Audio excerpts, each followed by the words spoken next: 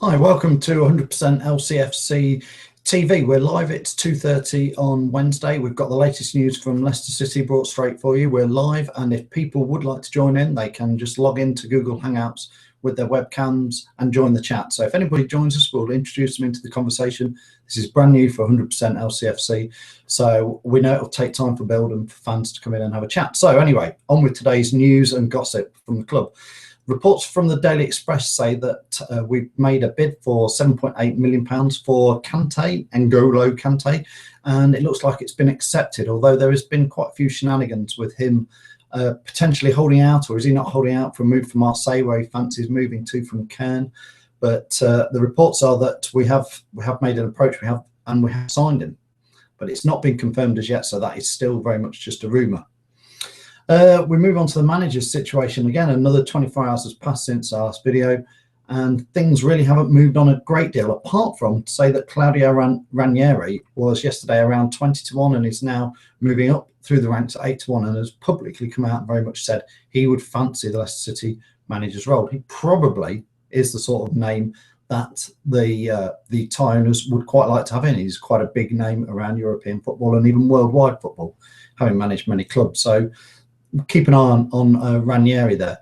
Although reports in the Leicester Mercury and other media outlets saying that Guus Hiddink has indeed been offered a supervisory role, so sort of like a not a technical director's role, but a one up or possibly even director's level role within the club, and he would very much like to come in and have, you know, a younger manager, one he could coach and mentor and work beneath him. I can't see somebody like Ranieri wanting to come in beneath Guus Hiddink. So again, it starts to make you think more towards a Neil Lennon or a Steve Cotterill, which have had mixed responses from fans, to be fair. Steve Cotterill appears to be a big no-no for most fans.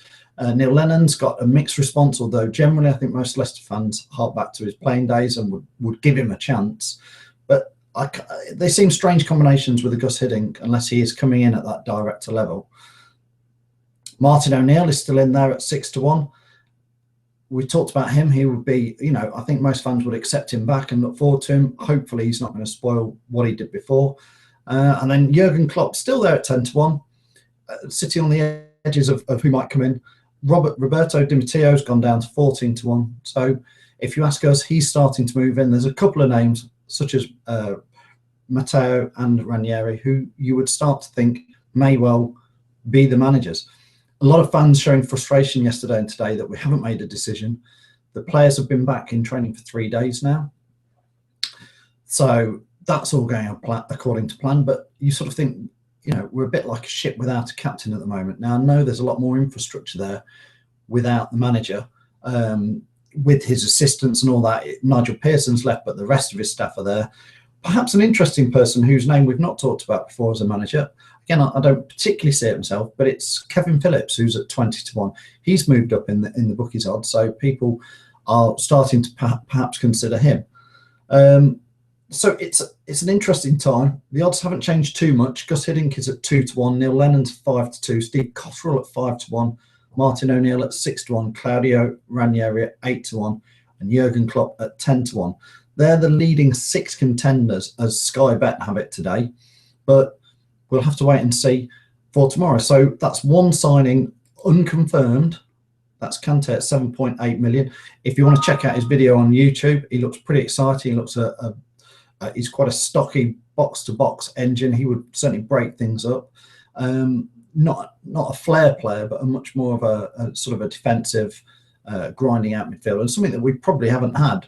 People like Andy King and Drinkwater, they've got a lot more creativity between them. But this guy looks like he would put a stop to a lot of tackles. I think he's got in Europe the highest tackle ratio out of any player in any club last season. So that certainly, he looks like he would be a good addition to the squad. So that's the latest news from 100% LCFC. We'll try another webcam later today and see if people would like to join us. We appreciate, like we say, it's a new thing. So join in the debate and we'll get fans' views as we go along. So from me, Phil Holloway, editor of 100% LCFC, we'll see you later.